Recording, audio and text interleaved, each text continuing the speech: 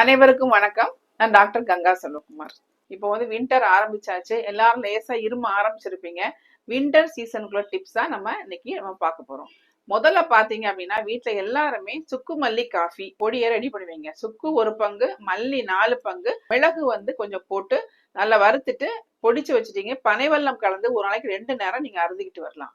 உங்களுக்கு தொண்டை வலி வரும், தொண்டை அடிக்கடி கரகரப்பு, இருமல், சளி வரும்போது முதல்ல அதிமதுரம் அல்லது சுக்கு அதுல ஒரு துண்டை எடுத்து வாயில போட்டு மென்னுட்டு அதுல உமிழ்நீர் மூலமா அது எக்ஸ்ட்ராக்டா உள்ள செல்லும் போது அதுல உள்ள வைரலோட லோடு நல்லாவே உங்களுக்கு குறைஞ்சும். இன்னும் 2 மிளகு, 2 கிராம்பு, கொஞ்சம் மஞ்சப்பொடி, 2 கல்லுப்பு வச்சு வெத்தலையை சுத்திட்டு வாயில வச்சு மென்னு அது எக்ஸ்ட்ராக்டா மிளிங்கி ஒரு நாளைக்கு 2 நேரம் செஞ்சாலும் உங்களுக்கு வைரல் லோடு குறையும்.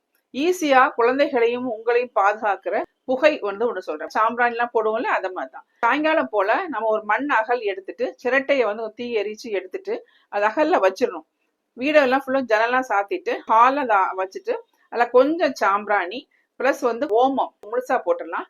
மஞ்சள் தூள் கொஞ்சம், வேப்பிலையை போட்டு வச்சு இலைய போட்டு க்ளோஸ் பண்ணி வச்சுட்டோம் வச்சுங்கன்னா கிருமி தொற்று பரவாமல் இருக்கிறதுக்கு குடும்பத்தையே பாதுகாக்கிற தூபம் அப்படின்னு சொல்லி பேரு. இதை ஃபாலோ பண்ணுங்க. இன்னும் பாத்தீங்க அப்படின்னா காதல் வலியோட இருமல் சளி வந்துன்னா கண்டிப்பாக தகுந்த மருத்துவரை அணுக வேண்டும். நான் சொல்லியிருக்கேன், இயர் இன்ஃபெக்ஷன் வந்துச்சுன்னா அது உங்களுக்கு பிரெயின்ல வர கூட பரவறதுக்கு சான்ஸ் இருக்கு.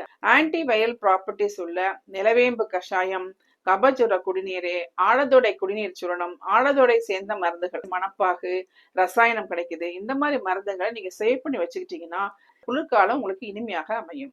நன்றி.